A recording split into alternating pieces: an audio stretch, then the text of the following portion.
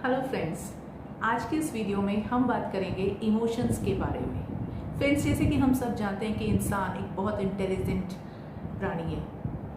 साथ ही साथ क्या चीज़ है, हमारे पास में इमोशंस भी हैं। हम हमारे बिहेवियर में जो कुछ भी परफॉर्म करते हैं उस पर हमारी थिंकिंग का और हमारी इमोशनैलिटी का कंबाइंड इफेक्ट पड़ता है। आज के समय में इमोशंस को जानना और भी ज़रूरी इसलिए हो जाता है कि आज हम एक नई एरा में हैं जिसमें हम हमारी इमोशनल इंटेलिजेंस को ज़्यादा वैल्यू देते हैं। सो हमें आज के इस वीडियो में इमोशंस के बारे में फोकस करना है। नेक्स्ट वीडियो में हम बात करेंगे इमोशनल इंटेलिजेंस की। फ्रेंड्स, जैसे कि हम सब जानते हैं कि इंटेलिजेंट होने के कारण इंसानों ने बहुत सारे एडवांस टेक्नोलॉजी से कंप्यूटर्स, रोबोट्स बनाए हैं, लेकिन एक जो बेसिक डिफरेंस है हमारे अंदर और मशीनों में वो ये कि कंप्यूटर्स में फीलिंग्स नहीं है, इमोशंस नहीं है। हालांकि अभी हम जो रिसर्च कर रहे हैं उसमें हाल ही के कुछ सालों में इंसान ने इसमें भी कुछ महारत हासिल की है और उसने ऐसे रोबोट्स बनाए हैं जैसे बडी, पेपर। ये कुछ ऐसे रोबोट्स हैं जो ह्यूमन इमोशंस को आइडेंटिफाई कर सकते हैं और आप उन्हें अपने घर में इस्तेमाल कर सकते हैं। वो आपके इमोशंस को पहचान के उनके हिसाब से आपके साथ में रिएक्ट करेंगे, लेकिन इनका इस्तेमाल बहुत सीमित है। ह्यूमन इमोशनैलिटी के बारे में हम डिस्कस करते हैं तो सबसे पहले हम ये जानते हैं कि क्या है इमोशनल होना। या कभी आपने इस तरह से सोचा है कि हम जो इंसान हैं उनमें इमोशंस होते ही नहीं, तो क्या होता? कुछ लोग ऐसा मानते हैं कि इमोशनैलिटी हमें कई बार मुसीबत में डाल देती है या हमारा इमोशनल होना हमारी कमज़ोरी बन जाता है। ऐसे कुछ कन्फ्यूजन है, मिसकंसेप्शंस हैं जिनको हम इस वीडियो में और आने वाले कुछ एपिसोड में क्लियर करने की कोशिश करेंगे। जानेंगे कि हमारी इमोशनैलिटी और उससे जुड़े हुए जो ये एस्पेक्ट्स हैं उनका आखिर सच क्या है। तो फ्रेंड्स, शुरुआत करते हैं इमोशंस की। साइकोलॉजिकली देखें तो हमारा जो ह्यूमन बिहेवियर है, जिसको हम बोलते हैं psychology is the scientific study of human behaviour. So behaviour में हम 3 एस्पेक्ट्स को इंक्लूड करते हैं। पहला, कॉग्निशंस माने हमारी जो थिंकिंग है, थॉट प्रोसेसेस है, जो कुछ भी हमारे नर्वस सिस्टम में, ब्रेन में हो रहा है उसको हम क्या कहते हैं, कॉग्निटिव एस्पेक्ट्स, यानी कि थिंकिंग। दूसरा एस्पेक्ट है इमोशनैलिटी, यानी कि affects, feelings, moods, emotions. And तीसरा एस्पेक्ट है जो ओवर्ट बिहेवियर पर्सन शो करता है, कुछ काम करता हुआ दिखता है, वो उसका कोग्निटिव एस्पेक्ट है। So cognitive, affective and cognitive, जी 3 एस्पेक्ट्स को हम इंक्लूड करके ह्यूमन बिहेवियर को डिफाइन करते हैं। अब ये तीनों आपस में जुड़े हुए हैं, हमारे थॉट प्रोसेसेस हमारे इमोशंस को और हमारे बिहेवियर को डिफाइन करते हैं। ठीक उसी प्रकार हमारी इमोशनैलिटी भी हमारे थॉट प्रोसेसेस को और हमारे बिहेवियर को डिफाइन करती है। कैसे, इसको हम समझते हैं। शुरुआत करते हैं सबसे पहले जन्म से। फ्रेंड्स, कभी आपने नवजात यानी नियोनेट को देखा है? देखा ही होगा। तो उस जो बच्चे ने जिसने जन्म लिया है, जिसको हम नियोनेट कहते हैं, नवजात कहते हैं, क्या उसमें इमोशंस होते हैं? वो ज़ोर ज़ोर से रोता है, तो क्या कह सकते हैं हमें कि उसे बहुत दुख है कि वो इस दुनिया में क्यों आया? जी नहीं, नवजात में किसी भी प्रकार के इमोशंस नहीं होते हैं। वो जो उसका एक अराउजल है वो सिर्फ एक नॉन डिफरेंशिएटेड अराउजल माना जाता है। जैसे कि वो नवजात जब बड़ा होगा, कुछ साल बाद में बोलना सीख लेगा, वैसे ही जैसे जैसे धीरे धीरे बच्चा बड़ा होता है उसके इमोशंस विकसित होना लगते हैं। आपने देखा होगा छोटे बच्चे आपको देख के कोई रिएक्शन नहीं करते, लेकिन अगर आप 3 महीने के बच्चे को देखेंगे तो वो आपको स्माइल कर सकता है। तो 3 मंथ्स में फर्स्ट टाइम 2 इमोशंस डेवलप होते हैं, 3 महीने बाद, जन्म के 3 महीने बाद। तो क्या क्या होता है? Happiness and sorrow. और लगभग 18 महीने बाद, जन्म के 18 महीने बाद ह्यूमन बेबी में 8 इमोशंस, 8 बेसिक इमोशंस डेवलप हो जाते हैं। उसके बाद के सालों में, उसके बाद के जीवन में वो हमारे एक बेसिक इमोशंस डिफ्रेंशिएटेड होते रहते हैं और बेहतर होते रहते हैं उनकी प्रतिक्रियाएं, लेकिन नंबर हमारा 8 ही रहता है। फ्रेंड्स, जहाँ तक हमारे इमोशनल एक्सप्रेशंस की बात है, तो जो बेसिक इमोशंस के एक्सप्रेशंस हैं उनको वो यूनिवर्सल है। हमारे इमोशंस की एक यूनिवर्सल लैंग्वेज है।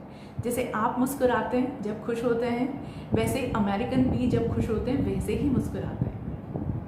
तो जो बेसिक इमोशंस हैं हमारे, उनका एक्सप्रेशन भी इनफैक्ट सेम है, एक यूनिवर्सल लैंग्वेज है। और रिसर्च में तो यहाँ तक देखा गया है कि जो हमारे नियर रिलेटेड प्रजातियाँ, जो स्पीशीज़ हमारे से रिलेटेड, जैसे हम होम्योसेपियंस हैं, प्राइमेट हैं, लेकिन हम होमोसेपियन हैं, ह्यूमन बींग्स, और ऐसे जो दूसरे प्राइमेट्स हैं लेकिन नॉन ह्यूमन हैं, ह्यूमन सेपियन से अलग, जैसे कि मंकी, ऑरेंगुटैन, चिंपैंजी, उनके भी फेशियल एक्सप्रेशन कुछ कुछ इंसानों से मिलते जुलते हैं। कभी आपने मंकी को स्माइल करते देखा, चिंपैंजी, ऑरेंगुटैन? तो जो बेसिक कुछ फेशियल एक्सप्रेशंस हैं 2, 3, 4, वो हमारे human primates and non human primates के एक जैसे हैं लगभग। तो अब क्या है, ये इमोशंस जब हम फील करते हैं तो होता क्या है? देखिए, जैसे एकदम अभी आप शांत बैठे हैं, अभी आपके पास में कोई बड़ा इमोशन नहीं है, तो ऐसा लगेगा जैसे कि आप एक ठहरे हुए शांत पानी की तरह हैं। आपका इमोशंस जैसे ही अराउज होंगे, मान लीजिए कोई पर्सन आया और उसने आपको एक बहुत अच्छी खुशखबरी सुनाई, तो उससे क्या होगा? आप एकदम खुशी से उछल जाएंगे, आपके अंदर बहुत सारे प्लीजेंट थॉट्स आएंगे। तो ये क्या हुआ? जैसे उस ठहरे हुए पानी में किसी ने कंकड़ मारा हो और वहाँ पे खुशी की तरंगें उठने लग गई हो। तो इस तरह से हमारी जब इमोशनल स्टेट होती है तो हमारी बॉडी एक एक्टिव अराउजल फील करती है। देखा होगा आपने, जब आप इमोशनल थे, चाहे नेगेटिव चाहे पॉजिटिव, देखिए प्यार में भी, खुशी में भी हम एक्टिवेटेड होते हैं, अराउज्ड होते हैं। डर लगता है या एंगर होता है, क्रोध आता है हमको, तब भी हम अराउज्ड होते हैं। तो एक अराउज्ड स्टेट है। ये अराउजल क्यों हुआ? इमोशंस हम इंसानों को इमोशंस एडवर्स सिचुएशंस को फेस करने की एक मैकेनिज्म देते हैं। माने हम उस सिचुएशन में जिस भी तरह की रिएक्शंस देनी है उसके हिसाब से, जैसे अगर मान लीजिए कोई प्लीजेंट चीज़ है तो मैं उसको अप्रोच करूँगी, उसकी तरफ आगे बढ़ूँगी, या कुछ ऐसा डेंजरस है उससे मैं पीछे हटूँगी, विड्रॉ करूँगी। तो 2 ट्रेंड हमको करने होते हैं। हम जब इमोशनल होते हैं तो हम या तो उसको अप्रोच करते हैं या विड्रॉ करते हैं। दोनों ही टाइम पे हमारी बॉडी को एक्टिवेशन चाहिए होता है, अराउजल चाहिए होता है। तो इमोशंस हमें प्रिपेयर करते हैं सिचुएशन वाइज रिएक्ट करने के लिए। दूसरा, इमोशंस हमें एडवर्स सिचुएशंस को फेस करने के लिए, यानी कि जैसे फाइट करना है आपको सिचुएशन में, या भाग जाना है वहाँ से, फ्लाइट करना है, तो फाइट और फ्लाइट दोनों के लिए भी आपको प्रिपेयर करते हैं।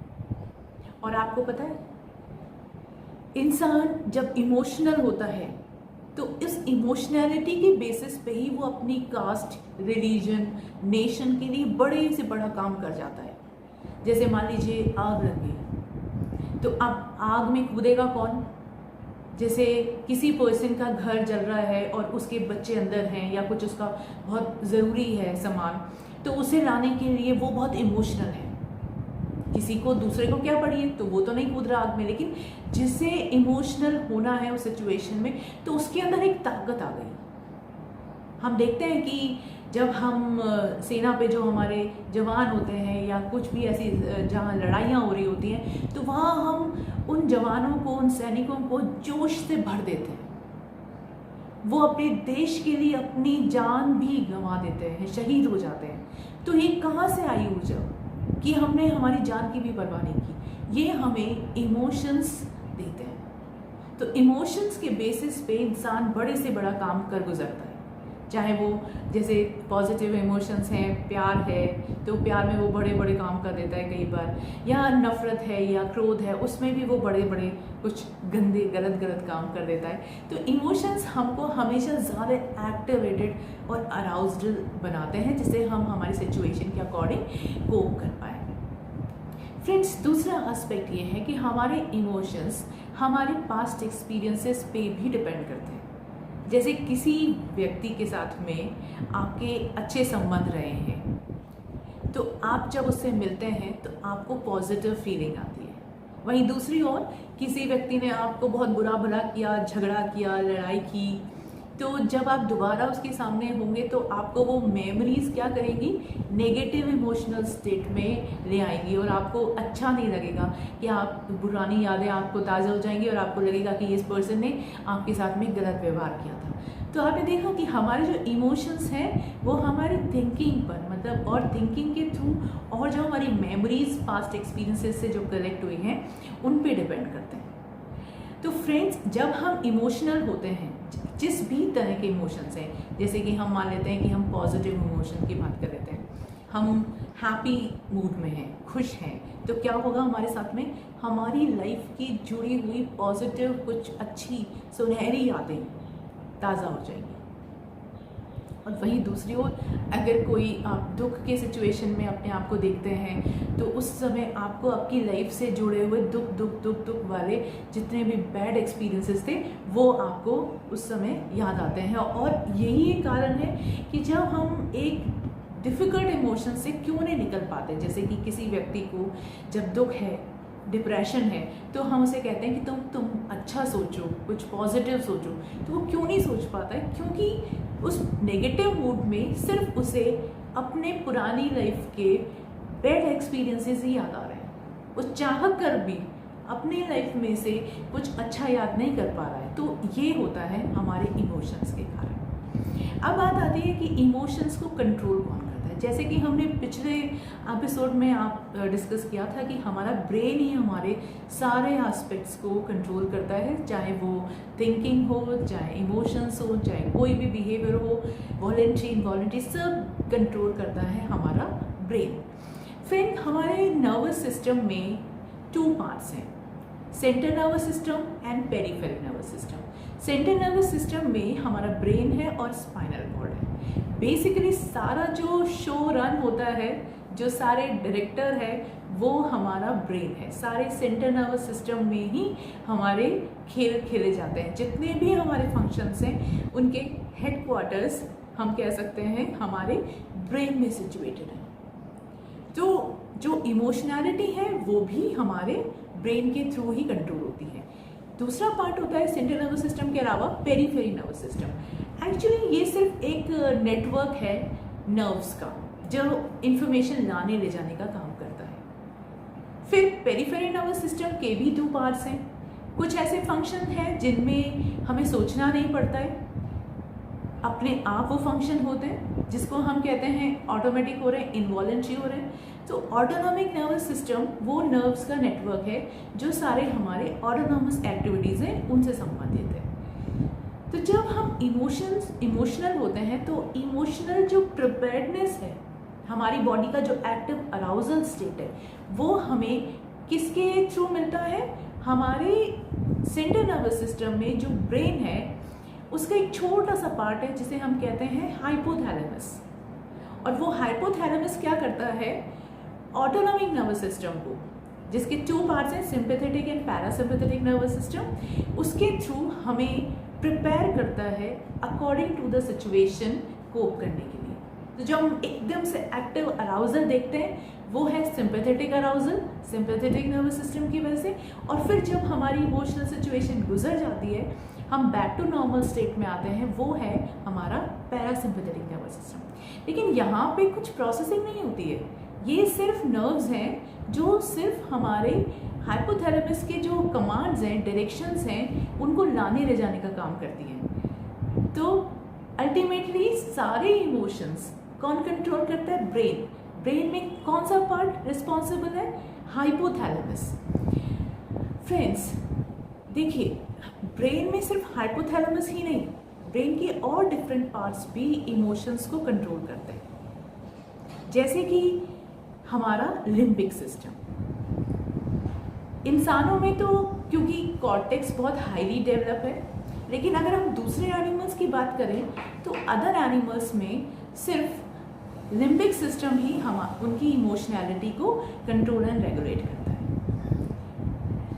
इसके अलावा कॉर्टेक्स यानी कि हमारे सेरिब्रल हेमिस्फीयर की आउटर कवरिंग, ये बहुत स्पेशल रोल प्ले करती है कि हमें कौन से इमोशंस में किस तरह की ग्रेविटी का, किस तरह का रिस्पॉन्स प्रोड्यूस करना है। तो जो हमारी सोच है, थिंकिंग, जो हमारी बुद्धिमत्ता है, जैसे एक इंसान है हम, तो हम जानवरों की तरह इमोशंस को डिस्प्ले नहीं करते। इंसानों में और जानवरों में एक बहुत बड़ा फर्क है। जब हम कहते हैं कि देखो कैसे लड़ रहे हो कुत्तों की जैसे, तो माने हम क्या कह रहे हैं कि तुम इंसान हो भाई, तुम कुत्तों की जैसे नहीं लड़ो। तो कुत्ते कुछ अलग तरह से लड़ते हैं। जैसे डॉग को आपने देखा होगा, वो तो जब एक दूसरे को प्यार भी कर रहे होते हैं ना, तो भी बाइट कर रहे होते हैं। तो ये क्या है, उनके अंदर, क्योंकि हमारे जितना विकसित कॉर्टेक्स नहीं है, दिमाग नहीं है, तो उनके सारे इमोशंस का, जो लोअर एनिमल्स हैं, उनके सारे इमोशंस का रेगुलेशन होता है लिम्बिक सिस्टम के थ्रू, जो पार्ट है हमारे ब्रेन का एक पार्ट होता है। वही लिम्बिक सिस्टम जब हम इंसानों की बात करते हैं तो हमारे इमोशनल अराउजल के लिए रिस्पॉन्सिबल है। लेकिन फ्रेंड्स, हम इंसान हैं, हम जानवरों से बहुत, दूसरे जानवरों से बहुत बेहतर हैं। वैसे भी हम भी जानवर हैं, लेकिन हम दूसरे जानवरों से बहुत बेहतर हैं इमोशंस को एक्सप्रेस करने में। तो अगर हम इंसान हैं तो हम कैसे लड़ाई करेंगे? जानवरों की जैसे लड़ाई करेंगे या बुद्धिमानी से लड़ाई करेंगे? तो इसीलिए ये वर्ड जो आजकल हम यूज़ करते हैं, इमोशनल इंटेलिजेंस, क्योंकि आप इंटेलिजेंट हैं, आपके इमोशंस भी कैसे होने चाहिए? एप्रोप्रिएट होने चाहिए, उन पे आपका कंट्रोल होना चाहिए। तो हालांकि इस एपिसोड में हम इमोशनल इंटेलिजेंस की भी बात करेंगे तो बहुत लंबा हो जाएगा, तो फिलहाल अभी हम सिर्फ इमोशंस के बारे में बात करेंगे। हम बात कर रहे थे कि इमोशंस को कंट्रोल कैसे करते हैं। तो लिम्बिक सिस्टम जो ब्रेन का पार्ट है, हाइपोथैलेमस अगेन ब्रेन का पार्ट है, और एक जो ब्रेन का आउटर कवरिंग है सेरिब्रल हेमिस्फीयर की, सेरिब्रल कॉर्टेक्स, ये सब मिलके हमारे इमोशंस को रेगुलेट करते हैं। तो फ्रेंड्स, इमोशंस के बारे में आज के वीडियो में इतना ही।